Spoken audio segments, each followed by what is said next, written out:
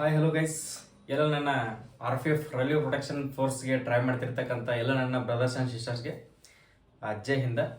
So ಇಲ್ಲಿ ಕರೆದಿರ್ತಕ್ಕಂಥ totally ಬಂದ್ಬಿಟ್ಟು 4,000 ಅಧಿಕ ಹುದ್ದೆಗಳನ್ನ ಕಾನ್ಸ್ಟೇಬಲ್ ಹುದ್ದೆಗಳನ್ನ ಕಾಲ್ಫಾರ್ಮ್ ಮಾಡಿದ್ರು. ಅದರಲ್ಲಿ ಟೋಟಲಿ ನಿಮ್ಗೆ 800 ಹುದ್ದೆಗಳನ್ನ SI ಅಂತ ಕಾಲ್ಫಾರ್ಮ್ ಅನ್ನ ಮಾಡಿದ್ರು. ಓಕೆ, ಪ್ರತಿಯೊಂದು SIದು ಕೂಡ ಎಕ್ಸಾಮ್ ಕೂಡ ಕಂಪ್ಲೀಟ್ ಆಗಿದೆ. ಈಗ ಕಾನ್ಸ್ಟೇಬಲ್ ಹುದ್ದೆಗಳದ್ದು ಮಾತ್ರ ಎಕ್ಸಾಮ್ ಬಾಕಿ ಇರತಕ್ಕಂಥದ್ದು. ಇದ್ರದ್ದು ಕೂಡ ಎಕ್ಸಾಮ್ ಡೇಟ್ ಅನ್ನ ಅನೌನ್ಸ್ಮೆಂಟ್ ಅನ್ನ ಮಾಡಿದಾರ. ಸೊ ಆಫಿಷಿಯಲ್ ವೆಬ್ಸೈಟ್ ಮುಖಾಂತರ ಕೂಡ ನಿಮ್ಗೆ ನೋಟಿಸ್ ಅನ್ನ ರಿಲೀಸ್ ಮಾಡಿದಾರ. ಓಕೆ, ಅದರದ್ದು ಸೆಲೆಕ್ಷನ್ ಪ್ರೊಸೆಸ್ ಯಾವ ತರ ಇರ್ತದ, ಸೊ ಅದರಲ್ಲಿ ಎಕ್ಸಾಮ್ ಸಿಲೆಬಸ್ ಏನಿರ್ತದ, ಎಷ್ಟು ಟೈಮಿಂಗ್ ಇರ್ತದ, ಎಷ್ಟು ನೆಗೆಟಿವ್ ಇರ್ತದ, ಸೊ ಯಾವ ಲ್ಯಾಂಗ್ವೇಜ್ ನಲ್ಲಿ ಎಕ್ಸಾಮ್ ಇರ್ತದ, ನೆಕ್ಸ್ಟ್ ಅದೇ ತರನಾಗಿ ಫಿಸಿಕಲಿ ಕೂಡ ನಾವು ಯಾವ ತರ ಕ್ವಾಲಿಫೈ ಆಗಬೇಕು, ಫಿಸಿಕಲಿ ಟೆಸ್ಟ್ ಅನ್ನ ಯಾವ ತರ ಪಾಸ್ ಆಗಬೇಕು ಅಂತ ಹೇಳಿ ಅದರದ ಸಂಪೂರ್ಣವಾದಂತ ಸ್ಟಾರ್ಟಿಂಗ್ ಅಂತ ಹಿಡಿದು ಎಂಡ್ ಅಪ್ ಮಟ್ಟ ಯಾವ ತರ ನಡಿಬಹುದು, ಸೊ ನೀವು ಯಾವ ತರ ತಯಾರಿಯನ್ನ ಮಾಡ್ಬೇಕಂತ ಹೇಳಿ ಅದ್ರ ಬಗ್ಗೆ ನಾನು ಮಾಹಿತಿಯನ್ನು ಕೊಡ್ತಾ ಹೋಗ್ತೀನಿ. ಎಕ್ಸಾಮ್ ಸಿಲೆಬಸ್ ಯಾವ ಸೆಕ್ಷನ್ ದಲ್ಲಿ ಎಷ್ಟು ಮಾರ್ಕ್ಸ್ ಅನ್ನ ಕೇಳಿರ್ತಾರ, ಎಷ್ಟು ಕ್ವಶನ್ಸ್ ಗಳಿರ್ತಾವೆ. ಸೊ ನೆಕ್ಸ್ಟ್ ಟೋಟಲಿ ಬಂದ್ಬಿಟ್ಟು 3 ಸೆಕ್ಷನ್ಗಳಿರ್ತಾವೆ. 3 ಸೆಕ್ಷನ್ ದಲ್ಲಿ ಎಷ್ಟೆಷ್ಟು ಮಾರ್ಕ್ಸ್ ಇದಾವೆ ಅಂತ ಹೇಳಿ ಪ್ರತಿಯೊಂದು ನಾನು ಬೋರ್ಡ್ ಮೇಲೆ ನಿಮ್ಗೆ ಬರೆದಿದ್ದೀನಿ. ಬಟ್ ಅದನ್ನ ಎಕ್ಸ್ಪ್ಲೇನ್ ಮಾಡ್ಕೋತಾ ಹೋಗ್ತೀನಿ. ನಿಮ್ಗೆ ಬೋರ್ಡ್ ಮೇಲೆ ಬರೆದಿರ್ತಕ್ಕಂಥ ಮಾಹಿತಿ ಕೂಡ ಗೊತ್ತಾಗ್ಲಿಲ್ಲ ಅಂದ್ರು ಸೊ ನಾನು ಅದ್ರ ಬಗ್ಗೆ ಫಿಸಿಕಲಿ ಎಷ್ಟು ಟೆಸ್ಟ್ ಅನ್ನ ಪಾಸ್ ಆಗಬೇಕು, ಓಕೆ, ಅದರಲ್ಲಿ ಪುರುಷರಿಗೆ ಎಷ್ಟಿದೆ, ಮಹಿಳೆಯರಿಗೆ ಎಷ್ಟಿದೆ, ಸೊ ಹೈಟ್ ಎಷ್ಟು ಬೇಕಾಗುತ್ತೆ, ಪ್ರತಿಯೊಂದು ಡೀಟೇಲ್ ಆಗಿರ್ತಕ್ಕಂಥ ಮಾಹಿತಿಯನ್ನ ನಾನು ಫಿನ್ ಟು ಫಿನ್ ಆಗಿ ನಿಮ್ಗೆ ಕೊಡ್ತಾ ಹೋಗ್ತೀನಿ. ಪ್ರತಿಯೊಬ್ರು ಕೂಡ ನೀವೇನಾದ್ರು ಈ ಸರಿ ಏನಾದ್ರು ಅರ್ಜಿಗಳನ್ನ ಸಲ್ಲಿಸಿರ್ಲಿಲ್ಲಪ್ಪ ಅಂದ್ರೆ so next time RPF constable ಅನ್ನ ಕರೆದಾಗ ಸೊ ಸೆಂಟ್ರಲ್ ಗೌರ್ಮೆಂಟ್ ದಲ್ಲಿ ನೀವು ವರದಿಯನ್ನ ಹಾಕೊಂಡು ಡ್ಯೂಟಿ ಮಾಡ್ಬೇಕಾಗಿತ್ತಪ್ಪ ಅಂತಂದ್ರೆ ಇದೊಂದು ಬೆಸ್ಟ್ ಜಾಬ್ನೇ ಅನ್ಕೊಳ್ಬಹುದು. RPF ದಲ್ಲಿ ಇದೊಂದು ಒಳ್ಳೆಯ ಜಾಬ್ ಸೆಂಟ್ರಲ್ ಗೌರ್ಮೆಂಟ್ ದಲ್ಲಿ. ನೋಡ್ಕೊಡ್ರಿ, ಯಾರಾದ್ರೂ ಫಸ್ಟ್ ಟೈಮ್ ನಮ್ಮ ಯೂಟ್ಯೂಬ್ ಚಾನಲ್ಗೆ ಜಾಯ್ನ್ ಆಗಿದ್ರಪ್ಪ ಅಂದ್ರೆ, ಸೊ ಫಸ್ಟ್ ಟೈಮ್ ಏನಾದ್ರು ನೋಡ್ತಾ ಇದ್ರಪ್ಪ ಅಂದ್ರೆ ಸೊ ನಮ್ಮ ಯೂಟ್ಯೂಬ್ ಚಾನಲ್ಗೆ ಈಗಾಗಲೇ ಒಂದು ಲೈಕ್ ಮಾಡಿ. ವಿಡಿಯೋನ ಪ್ರತಿಯೊಬ್ಬರಿಗೆ ನಿಮ್ಮ ಸ್ನೇಹಿತರಿಗೆ ಕೂಡ ವಾಟ್ಸ್ಆಪ್ ಗ್ರೂಪ್, ಟೆಲಿಗ್ರಾಮ್, ಇನ್ಸ್ಟಾಗ್ರಾಮ್ ಮಾಡಿ ಪ್ರತಿಯೊಂದರಲ್ಲಿ ಕೂಡ ಸೇರನ್ನ ಮಾಡ್ಕೊಡ್ರಿ. ಸೊ ಓಕೆ, ನೀವು ಏನಾದ್ರು ಅರ್ಜಿಗಳನ್ನ ಹಾಕಿರ್ಲಿಲ್ಲಪ್ಪ ಅಂದ್ರೆ ಸೊ ಅವ್ರಿಗೆ ಅದು ಹೆಲ್ಪ್ಫುಲ್ ಆಗುತ್ತೆ. ಓಕೆ, ನಾವು ಕೆಳಗಡೆ ಕೊಟ್ಟಿರ್ತಕ್ಕಂಥ ಸಬ್ಸ್ಕ್ರೈಬ್ ಬಟನ್ ಮೇಲೆ ಕ್ಲಿಕ್ ಮಾಡ್ಕೊಂಡ್ರೆ ನಾವು ಕೊಡ್ತಿರ್ತಕ್ಕಂಥ ಡೈಲಿ ಅಪ್ಡೇಟ್ಗಳು ನಿಮ್ಗೆ ನೋಟಿಫಿಕೇಶನ್ ಮುಖಾಂತರ ಬರ್ತಾನೆ ಇರ್ತದ. ಓಕೆ, ಇಲ್ಲಿ ಬಂದ್ಬಿಟ್ಟು ಸೆಕ್ಷನ್ಗಳಿರ್ತಾವೆ. ಸೆಕ್ಷನ್ ಅಪ್ಪ ಅಂತಂದ್ರೆ ಟೋಟಲಿ 3 ಸೆಕ್ಷನ್ಗಳಿರ್ತಾವೆ. 3 ಸೆಕ್ಷನ್ ದಲ್ಲಿ ಕ್ವಶನ್ಸ್ಗಳು ಎಷ್ಟು ಇರ್ತಾವೆ, ಮಾರ್ಕ್ಸ್ಗಳು ಎಷ್ಟು ಇರ್ತಾವೆ ಅಂತ ಹೇಳಿ ಕೊಟ್ಟಿದ್ದೀನಿ. ಒಂದ್ಸರಿ ಕರೆಕ್ಟ್ ಆಗಿ ನೋಡ್ಕೊಳ್ಳಿ. ಮೊದಲಿಗೆ ಜನರಲ್ ಅವೇರ್ನೆಸ್ ಅಂತ ಸೆಕ್ಷನ್ 1 ದಲ್ಲಿ ಬರ್ತದೆ. ಏನಪ್ಪಾ ಅಂದ್ರೆ ಜನರಲ್ ಅವೇರ್ನೆಸ್ ಅಂತ ಹೇಳಿ ಸೆಕ್ಷನ್ 1 ದಲ್ಲಿ ಇರ್ತದೆ. ಅದಕ್ಕೆ ಎಷ್ಟು ಕ್ವಶನ್ಸ್ ಗಳಪ್ಪ ಅಂತಂದ್ರೆ 50 ಕ್ವಶನ್ಸ್ ಗಳನ್ನ ಅಲ್ಲಿ ಕೇಳಿರ್ತಾರೆ. ಎಷ್ಟು ಅಂತಂದ್ರೆ 50 ಕ್ವಶನ್ಸ್ ಗಳನ್ನ ಅಲ್ಲಿ ಕೇಳಿರ್ತಾರೆ. ಅದರ ಜೊತೆಗೆ ಮಾರ್ಕ್ಸ್ ಎಷ್ಟು ಅದಕ್ಕಪ್ಪ ಅಂದ್ರೆ ಪ್ರತಿ ಒಂದು ಕ್ವಶನ್ ಗೆ 1 ಮಾರ್ಕ್ಸ್ ಇರ್ತದೆ. ಅಲ್ಲಿ ಕೂಡ ನಿಮ್ಗೆ 50 ಮಾರ್ಕ್ಸ್ ಇಂದ ಎಕ್ಸಾಮ್ ಅಂದ್ರೆ ಸೆಕ್ಷನ್ 1 ದಲ್ಲಿ 50 ಕ್ವಶನ್ಸ್ ಗಳು 50 ಮಾರ್ಕ್ಸ್ ಇರ್ತದ. ನೆಕ್ಸ್ಟ್ ಬಂದ್ಬಿಟ್ಟು ಮ್ಯಾಥಮೆಟಿಕ್ಸ್ ಅಂತ ಹೇಳಿ ಪ್ರತಿ ಎಕ್ಸಾಮ್ ನಲ್ಲಿ ಕೂಡ ಈ ಕ್ವಶನ್ಸ್ ಗಳನ್ನ ಕೇಳ್ತಾನೆ ಇರ್ತಾರ. ಈ ಸಬ್ಜೆಕ್ಟ್ ಇದ್ದೇ ಇರ್ತದ. ಓಕೆ, ಮ್ಯಾಥಮೆಟಿಕ್ಸ್ ನಲ್ಲಿ ಬಂದ್ಬಿಟ್ಟು 35 ಕ್ವಶನ್ಸ್ ಗಳನ್ನ ಇರ್ತಾವೆ. ಎಷ್ಟಪ್ಪ ಅಂದ್ರೆ 35 ಕ್ವಶನ್ಸ್ ಗಳು ಇರ್ತಾವೆ, 35 ಮಾರ್ಕ್ಸ್ ಇರ್ತದ. 35 ಕ್ವಶನ್ಸ್ ಗಳು 35 ಮಾರ್ಕ್ಸ್ ಇರ್ತದ. ಅದೇ ತರನಾಗಿ ರೀಸನಿಂಗ್ ಅಂಕಿ ಆಲ್ಮೋಸ್ಟ್ ಆಲ್ ಪ್ರತಿಯೊಬ್ರು ಕೂಡ ಬಿಡಿಸ್ತೀರಿ ಅಂತ ಅನ್ಕೊಳ್ತೀನಿ. ಬಟ್ ಯಾರು ಪ್ರಾಕ್ಟೀಸ್ ಮಾಡಿರ್ತಾರಲ್ಲ ಅವ್ರಿಗೆ ಮಾತ್ರ ಈಸಿ ಆಗುತ್ತೆ. ಏನಾದ್ರೂ ಫಸ್ಟ್ ಟೈಮ್ ರೀಸನಿಂಗ್ ಅನ್ನ ನೋಡಿದ್ರೆ ನಿಮ್ದು 1 hour 35 ಅಂದ್ರೆ 1.5 ತಾಸು ಟೈಮಿಂಗ್ ಅನ್ನ ಬರೀ ರೀಸನಿಂಗ್ ನಲ್ಲೇ ಹಾಳು ಮಾಡುವಂತ ಚಾನ್ಸಸ್ ರೀಸನಿಂಗ್ ಸಬ್ಜೆಕ್ಟ್ ಇಟ್ಟಿರೋದೇ ಆದ ಕಾರಣಕ್ಕೋಸ್ಕರ. ನಿಮ್ಮ ಎಕ್ಸಾಮ್ ನಲ್ಲಿ ಟೈಮ್ ವೇಸ್ಟ್ ಆಗ್ಲಿ ಅಂತ ಹೇಳಿ ರೀಸನಿಂಗ್ ಸಬ್ಜೆಕ್ಟ್ ಅನ್ನ ಕೊಟ್ಟಿರ್ತಾರೆ. ಕ್ವಶನ್ಸ್ ಗೆ ಆನ್ಸರ್ ನೀವು ಏನಾದ್ರೂ ಪ್ರಾಕ್ಟೀಸ್ ಮಾಡಿದ್ರೆ ಕೇವಲ ಸೆಕೆಂಡ್ ನಲ್ಲಿ ಮಾತ್ರ ಬಿಡಿಸಬಹುದು. ಅದೇನಾದ್ರೂ ಗೊತ್ತಿರ್ಲಿಲ್ಲಪ್ಪ ಅಂದ್ರೆ ಪ್ರತಿ ಒಂದು ಕ್ವಶನ್ 5 ನಿಮಿಷ ಟೈಮಿಂಗ್ ಇಡುವಂತ ಕ್ವಶನ್ಸ್ ಗಳನ್ನ ಇಲ್ಲಿ ಕೊಟ್ಟಿರ್ತಾರ. ಬಟ್ ನೀವು ಎಷ್ಟು ಪ್ರಾಕ್ಟೀಸ್ ಮಾಡಿದ್ರಲ್ಲ ಡಿಪೆಂಡ್ ಅಪಾನ್ ಅದು ರೀಸನಿಂಗ್. ಅದಕ್ಕೆ ನೀವು ಹಾರ್ಡ್ ವರ್ಕ್ ಮಾಡ್ಬೇಕಂತೇನಿಲ್ಲ. ಜಸ್ಟ್ ನೀವು ಪ್ರಾಕ್ಟೀಸ್ ಏನಾದ್ರೂ ಖಾಲಿ ಕುಂತಾಗ ನೀವು ಯಾವುದೇ ಒಂದು ಕ್ವಶನ್ಸ್ ಬಂತಪ್ಪ ಅಂದ್ರೆ ಸೊ ಯಾವ ತರ ಬಿಡಿಸಬಹುದು ಟ್ರಿಕ್ಕಿ ಯೂಸ್ ಮಾಡ್ಬೇಕಾಗುತ್ತೆ. ನೆಕ್ಸ್ಟ್ ಅದೇ ತರನಾಗಿ ಅದರಲ್ಲಿ ಎಷ್ಟು ಕ್ವಶನ್ಸ್ ಗಳಪ್ಪ ಅಂತಂದ್ರೆ 35 ಕ್ವಶನ್ಸ್ ಗಳನ್ನ ಕೇಳ್ತಾರ. ಎಷ್ಟಪ್ಪ ಅಂದ್ರೆ 35 ಕ್ವಶನ್ಸ್ ಗಳನ್ನ ಕೇಳ್ತಾರ. ಅದರಲ್ಲಿ ಕೂಡ 35 ಮಾರ್ಕ್ಸ್ ಇರ್ತತಿ. ಟೋಟಲಿ ಬಂದ್ಬಿಟ್ಟು ಸರ್ ಇದರಲ್ಲಿ ಇಂಗ್ಲಿಷ್ ಸಬ್ಜೆಕ್ಟ್ ಇರೋದೇ ಇಲ್ಲ. ಎಸ್, ಇದರಲ್ಲಿ ಇಂಗ್ಲಿಷ್ ಸಬ್ಜೆಕ್ಟ್ ಇರೋದಿಲ್ಲ. ರೈಲ್ವೆದಲ್ಲಿ RRB ರೈಲ್ವೆ ರಿಕ್ರೂಟ್ಮೆಂಟ್ ಬೋರ್ಡ್ ನಲ್ಲಿ ಪ್ರತಿ ಒಂದು ಎಕ್ಸಾಮ್ ಕಾಲ್ಫಾರ್ಮ್ ಮಾಡಿದಾರ. ಯಾವುದೇ ಒಂದು ಎಕ್ಸಾಮ್ ಅನ್ನ ಬರೆದ್ರು ಕೂಡ ನಿಮ್ಗೆ ಇಂಗ್ಲಿಷ್ ಸಬ್ಜೆಕ್ಟ್ ಇರೋದೇ ಇಲ್ಲ, ಗ್ರಾಮರ್ ಸಬ್ಜೆಕ್ಟ್ ಇರೋದೇ ಇಲ್ಲ. ಯಾವುದೇ ಒಂದು ಅಸಿಸ್ಟೆಂಟ್ ಲೋಕೋ ಪೈಲಟ್ ಆಯ್ತು, ಟೆಕ್ನಿಷಿಯನ್ ಆಯ್ತು, ಜೂನಿಯರ್ ಇಂಜಿನಿಯರಿಂಗ್ ಆಯ್ತು, RPF SI ಸಬ್ ಇನ್ಸ್ಪೆಕ್ಟರ್ ಆಯ್ತು, NTPC ಆಯ್ತು, ಯಾವುದೇ ಕಾಲ್ಫಾರ್ಮ್ ಮಾಡಿದ್ರು ಕೂಡ ಇದರಲ್ಲಿ ಇಂಗ್ಲಿಷ್ ಸಬ್ಜೆಕ್ಟ್ ಇರೋದೇ ಇಲ್ಲ. RPF ಅಂದ್ರೆ RRB ಡಿ ಗ್ರೂಪ್ ಕೂಡ ಕಾಲ್ಫಾರ್ಮ್ ಮಾಡಿದಾರ. 32,000 ಹುದ್ದೆಗಳನ್ನ ಕಾಲ್ಫಾರ್ಮ್ ಮಾಡಿದಾರ. ಇನ್ನು ಯಾರಾದ್ರೂ ಅರ್ಜಿಗಳನ್ನ ಸಲ್ಲಿಸಿರ್ಲಿಲ್ಲಪ್ಪ ಅಂತಂದ್ರೆ ಆ ಅರ್ಜಿಗಳನ್ನ ಇವತ್ತೇ ಹೋಗಿ ಆನ್ಲೈನ್ ಸೆಂಟರ್ಗೆ ಹೋಗಿ ಅರ್ಜಿಗಳನ್ನ ಸಲ್ಲಿಸ್ಕೊಡ್ರಿ. ಅದರಲ್ಲಿ ಕೂಡ ಇಂಗ್ಲಿಷ್ ಸಬ್ಜೆಕ್ಟ್ ಇರೋದೇ ಇಲ್ಲ. ಓಕೆ, ಇಲ್ಲಿ 120 ಕ್ವಶನ್ಸ್ ಗಳು ಇರ್ತಾವ, 120 ಮಾರ್ಕ್ಸ್ ಇರ್ತಾವ. ಪ್ರತಿ 1 ಕ್ವಶನ್ ಗೆ 1 ಮಾರ್ಕ್ಸ್ ಇರ್ತದ. ನೆಕ್ಸ್ಟ್ ಟೈಮಿಂಗ್ ಎಷ್ಟು ಇರ್ತದ ಟೈಮಿಂಗ್ ನೋಡ್ಕೊಡ್ರಿ. ಇಲ್ಲಿ ಕೂಡ 120 ಕ್ವಶನ್ಸ್ ಅಪ್ಪ ಅಂತಾರೆ. SSC ದಲ್ಲಿ 100 ಕ್ವಶನ್ಸ್ ಟೋಟಲಿ ನಿಮ್ಗೆ 80 ಕ್ವಶನ್ಸ್ ಗಳನ್ನ ಕೊಟ್ಬಿಟ್ಟು ಒಂದ್ ತಾಸು ಟೈಮಿಂಗ್ ಅನ್ನ ಕೊಟ್ಟಿರ್ತಾರೆ. ಇಲ್ಲಪ್ಪ ಅಂದ್ರೆ 120 ಕ್ವಶನ್ಸ್ ಗಳನ್ನ ಕೊಟ್ಟು 90 ಮಿನಿಟ್ಸ್ ಅಂದ್ರೆ 1.5 ತಾಸು ನಿಮ್ಗೆ ಟೈಮಿಂಗ್ ಇರುತ್ತೆ. ಎಷ್ಟಪ್ಪ ಅಂದ್ರೆ 1 hour 30 minutes ನಿಮ್ಗೆ ಎಕ್ಸಾಮಿಗೆ ಟೈಮಿಂಗ್ ಕೂಡ ಕೊಟ್ಟಿರ್ತಾರ. ನೆಕ್ಸ್ಟ್ ಅದೇ ತರನಾಗಿ ಇದರಲ್ಲಿ ನೆಗೆಟಿವ್ ಇರ್ತದ ಸರ್. ಓಕೆ, ಇದರಲ್ಲಿ ಕೂಡ ನೆಗೆಟಿವ್ ಇರ್ತದ. ಎಷ್ಟು ನೆಗೆಟಿವ್ ಇರ್ತದ ಅಂತ ಹೇಳಿಸಿಂದ ನೋಡ್ಕೊಡ್ರಿ. ನಿಮ್ಮ ಏನಾದ್ರು 3 ಕ್ವಶನ್ಸ್ ಗಳ ತಪ್ಪಾದ್ರೆ 1 ಮಾರ್ಕ್ಸ್ ಕಟ್ ಆಗುತ್ತ. ಎಷ್ಟಪ್ಪ ಅಂದ್ರೆ 3 ಕ್ವಶನ್ಸ್ ಗಳ ತಪ್ಪಾದ್ರೆ 1 ಮಾರ್ಕ್ಸ್ ನಿಮ್ದ ಇಲ್ಲಿ ನೆಗೆಟಿವ್ ಮಾರ್ಕಿಂಗ್ ಆಗುತ್ತೆ. ನೆಗೆಟಿವ್ ಮಾರ್ಕಿಂಗ್ ಬಗ್ಗೆ ಅದ್ರ ಬಗ್ಗೆ ಜಾಸ್ತಿ ನಾಲೆಜ್ ಅನ್ನ ತಗೊಳ್ರಿ. ನೆಗೆಟಿವ್ ಮಾರ್ಕಿಂಗ್ ಯಾವುದೇ ಒಂದು ಎಕ್ಸಾಮ್ ಬರೆಯಕ್ ಹೋದಾಗ ಅಲ್ಲಿ ನಿಮ್ಗೆ ಇನ್ಸ್ಟ್ರಕ್ಷನ್ ಅನ್ನ ಓದ್ಕೊಳ್ರಿ ಅಂತ ಹೇಳಿ ಫೇಸ್ ಓಪನ್ ಆಗುತ್ತಲ್ಲ, ಯಾವ ಕಾರಣಕ್ಕೋಸ್ಕರ ಓಪನ್ ಆಗುತ್ತಪ್ಪ ಅಂದ್ರೆ ಸೊ ಇವೆಲ್ಲ ಡೀಟೇಲ್ ಆಗಿರ್ತಕ್ಕಂಥ ಮಾಹಿತಿಯನ್ನ ಅಲ್ಲಿ ಕೊಟ್ಟಿರ್ತಾರ. ಎಕ್ಸಾಮ್ ಸ್ಟಾರ್ಟ್ ಆದ ತಕ್ಷಣ ಯಾವ ಸೆಕ್ಷನ್ ದಲ್ಲಿ ಎಷ್ಟು ಮಾರ್ಕ್ಸ್ ಇದೆ, ಎಷ್ಟು ಕ್ವಶನ್ಸ್ ಗಳಿದಾವೆ, ಎಷ್ಟು ಟೈಮಿಂಗ್ ಇದೆ, ನೆಗೆಟಿವ್ ಎಷ್ಟಿದೆ ಅಂತ ಹೇಳಿ ಫಸ್ಟ್ ಗೆ ನೀವು ಲಾಗಿನ್ ಆದ ತಕ್ಷಣ ಇನ್ಸ್ಟ್ರಕ್ಷನ್ ಅನ್ನ 5 ನಿಮಿಷ ಓದೋಕೆ ಏನ್ ಕೊಟ್ಟಿರ್ತಾರಲ್ಲ ಅದು ಇದೆಲ್ಲ ಅದರಲ್ಲಿ ಇರ್ತದ. ನೀವು ಇಲ್ಲಿ ಗೊತ್ತು ಮಾಡ್ಕೊಂಡ್ರಿ ಅಂತಂದ್ರೂ ಕೂಡ ಅಲ್ಲಿ ಹೋಗಿ ಒಂದ್ಸರಿ ಯಾವುದೇ ಒಂದು ಎಕ್ಸಾಮ್ ಬರೀಬೇಕಾಗಿದ್ರೆ ಇನ್ಸ್ಟ್ರಕ್ಷನ್ ಅನ್ನ ಕಂಪಲ್ಸರಿ ಆಗಿ ಓದ್ಕೊಳ್ಳೇಬೇಕು. ನೆಕ್ಸ್ಟ್ ಅದೇ ತರ ಫಿಸಿಕಲಿ ಏನೇನ್ ಬೇಕಾಗುತ್ತೆ ಇದಕ್ಕೆ. ಫಿಸಿಕಲಿ ಎಕ್ಸಾಮ್ ಪಾಸ್ ಆದ್ರೂ ಕೂಡ ಫಿಸಿಕಲಿ ಹಾರ್ಡ್ ಇದೆ. ಎಸ್, ಓಕೆ, ಈ ಫಿಸಿಕಲ್ಗೆ ತಯಾರಿಯನ್ನ ಮಾಡ್ಬೇಕಾಗಿತ್ತಪ್ಪ ಅಂದ್ರೆ ಸೊ ನೀವು ಎಷ್ಟು ಹಾರ್ಡ್ ವರ್ಕ್ ಅನ್ನ ಮಾಡ್ಬೇಕಂತ ಹೇಳಿ ಇಲ್ಲಿ ಗೊತ್ತಾಗುತ್ತೆ ನಿಮ್ಗೆ. RPF ಕಾನ್ಸ್ಟೇಬಲ್ ಎಕ್ಸಾಮ್ ಕ್ಲಿಯರ್ ಮಾಡೋದು ಒಂದೇ ಇಂಪಾರ್ಟೆಂಟ್ ಅಲ್ಲ, ಅದರ ಜೊತೆಗೆ ಫಿಸಿಕಲ್ ಕೂಡ ಇಂಪಾರ್ಟೆಂಟ್ ಇದೆ. ಇಲ್ಲಿ ಬಂದ್ಬಿಟ್ಟು ಪುರುಷ ಮತ್ತು ಮಹಿಳೆಯರಿಗೆ ಏನೇನ್ ಇರ್ತದ ಅಂತ ಹೇಳಿ ನೋಡ್ಕೊಡ್ರಿ. ಪುರುಷರಿಗೆ 165 ಸೆಂಟಿಮೀಟರ್ ಹೈಟ್ ಅನ್ನ ಹೊಂದಿರಬೇಕು. ಜನರಲ್ ಬಂತು, ನೆಕ್ಸ್ಟ್ OBC ಬಂತು, EWS ಬಂತು, SC ದವ್ರು ಬಂತು. ಟೋಟಲ್ ಎಷ್ಟಪ್ಪ ಅಂದ್ರೆ 165 ಸೆಂಟಿಮೀಟರ್ ಹೈಟ್ ಅನ್ನ ಹೊಂದಿದ್ರೆ ಸೊ ನೀವೇನಾದ್ರೂ ಅಗ್ನಿವೀರದಲ್ಲಿ ಹೈಟ್ ಫೇಲ್ ಆಗಿದ್ರೆ, SSC GD ಯಲ್ಲಿ ಹೈಟ್ ಬರಲಿಲ್ಲಪ್ಪ ಅಂತಂದ್ರೆ, ಯಾವುದೇ ಒಂದು ಟ್ರೇಡ್ಸ್ಮನ್ ಹುದ್ದೆಗಳಲ್ಲಿ ಹೈಟ್ ಬರಲಿಲ್ಲ ಅಂದ್ರೆ, ನೆಕ್ಸ್ಟ್ ಸ್ಟೇಟ್ ಪೊಲೀಸ್ ನಲ್ಲಿ ಕೂಡ ನಿಮ್ದು ಹೈಟ್ ಬರಲಿಲ್ಲ ಅಂತಂದ್ರೆ ಸೊ ಇದೊಂದು ಬೆಸ್ಟ್ ಅಪಾರ್ಚುನಿಟಿನೇ ಇದೆ. 165 ಸೆಂಟಿಮೀಟರ್ ಹೈಟ್ ಅನ್ನ ಹೊಂದಿರಬೇಕು. ಅದೇ ತರನಾಗಿ ST ಕ್ಯಾಟಗರಿ ಯಾರಾದ್ರೂ ಇದ್ರಪ್ಪ ಅಂತಂದ್ರೆ 160 ಸೆಂಟಿಮೀಟರ್ ಹೈಟ್ ಇರುತ್ತೆ. ಎಷ್ಟಪ್ಪ ಅಂದ್ರೆ 160 ಸೆಂಟಿಮೀಟರ್ ಹೈಟ್ ಇರುತ್ತೆ. ಮಹಿಳೆಯರಿಗೆ 157 ಸೆಂಟಿಮೀಟರ್ ಹೈಟ್ ಅನ್ನ ಹೊಂದಿದ್ರೆ ಸಾಕು. ಎಷ್ಟಪ್ಪ ಅಂತಂದ್ರೆ 157 ಸೆಂಟಿಮೀಟರ್ ಮಹಿಳೆಯರು ಹೈಟ್ ಅನ್ನ ಹೊಂದಿದ್ರೆ ಸಾಕು. ಅದೇ ತರನಾಗಿ ಅದರಲ್ಲಿ ST ಕ್ಯಾಟಗರಿಯವರಿಗೆ 152 ಸೆಂಟಿಮೀಟರ್ ಇದ್ರೆ ಸೊ ಅವರು ಕೂಡ ಹೈಟ್ ನಲ್ಲಿ ಪಾಸ್ ಆಗ್ತೀರಾ.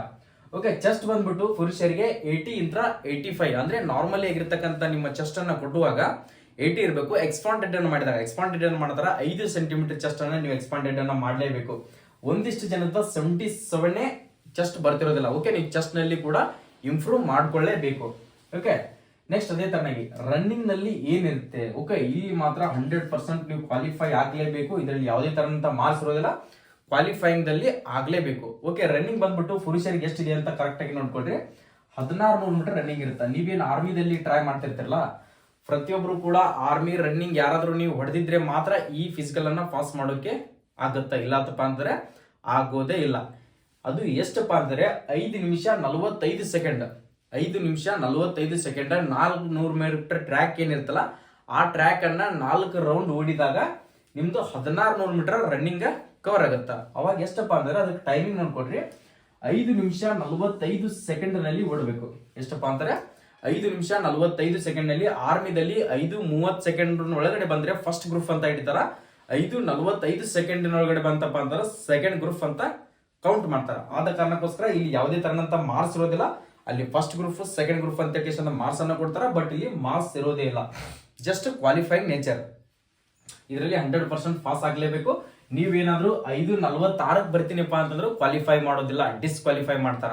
ಸೆಂಟ್ರಲ್ ಗೌರ್ಮೆಂಟ್ ಅಲ್ಲಿ ಫಿಸಿಕಲ್ ಅನ್ನ ಅಚ್ಚುಕಟ್ಟಾಗಿ ನಡೆಸ್ತಾನೆ ಹೋಗ್ತಾರ. ಸ್ಟೇಟ್ ಗೌರ್ಮೆಂಟ್ ಅಲ್ಲಿ ಏನೋ ಮಿಸ್ ಆಗಿ ಜಸ್ಟ್ 1 ಸೆಕೆಂಡ್ 2 ಸೆಕೆಂಡ್ ಹೆಚ್ಚು ಕಡಿಮೆ ಆಗ್ಬೋದು. ಬಟ್ ಸೆಂಟ್ರಲ್ ಗೌರ್ಮೆಂಟ್ ಅಲ್ಲಿ ಆತರ ಇರೋದೇ ಇಲ್ಲ.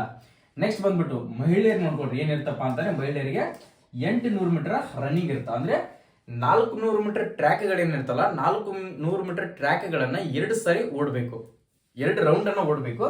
2 ರೌಂಡ್ ಅನ್ನ ಓಡಿದಾಗ ಎಷ್ಟಾಗುತ್ತಪ್ಪ ಅಂತಂದ್ರೆ 800 ಮೀಟರ್ ಆಗುತ್ತೆ. 800 ಮೀಟರ್ ಅನ್ನ 3 ನಿಮಿಷ 45 ಸೆಕೆಂಡ್ ನಲ್ಲಿ ಕವರ್ ಮಾಡಬೇಕು. ಎಷ್ಟಪ್ಪ ಅಂದ್ರೆ 345 ಸೆಕೆಂಡ್ಸ್ ಅನ್ನ ನೀವು ಕವರ್ ಮಾಡ್ಬೇಕಾಗತ್ತೆ. ನೀವು ಕವರ್ ಮಾಡ್ಲೇಬೇಕಪ್ಪ ಅಂತಂದ್ರೆ ನೀವು ಕೂಡ ಪ್ರಾಕ್ಟೀಸ್ ಮಾಡ್ಲೇಬೇಕು, ಹಾರ್ಡ್ ಪ್ರಾಕ್ಟೀಸ್ ಮಾಡ್ಲೇಬೇಕಾಗತ್ತೆ.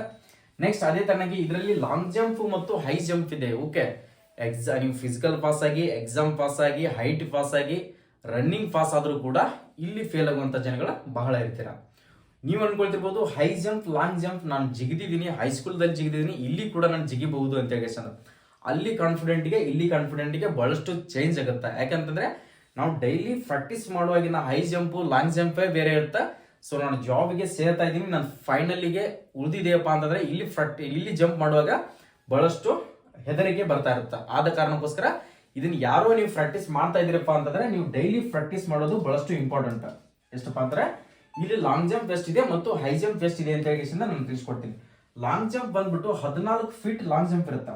ಎಷ್ಟಪ್ಪ ಅಂತಂದ್ರೆ 14 ಫೀಟ್ ಲಾಂಗ್ ಜಂಪ್ ಇರುತ್ತೆ. ಅಂದ್ರೆ ಉದ್ದ ಜಿಗಿತ ಏನಪ್ಪಾ ಅಂದ್ರೆ ಮುಂದೆ ಉಸುಕಾಗಿರ್ತಾರ, ಸೊ ಒಂದು ಗೆರಿ ಹೊಡೆದಿರ್ತಾರ, ಅಲ್ಲಿಂದ ನಿಮ್ಗೆ ಒಂದ್ ಸ್ವಲ್ಪ ಡಿಸ್ಟೆನ್ಸ್ ಹಿಂದ್ಗಡೆ ಕೊಟ್ಟಿರ್ತಾರ, ಅಲ್ಲಿಂದ ಸ್ಪೀಡ್ ರನ್ ಮಾಡ್ಕೊಂಡ್ ಲಾಂಗ್ ಜಂಪ್ ಉದ್ದ ಜಿಗಿತವನ್ನ ಜಿಗಬೇಕಾಗತ್ತ.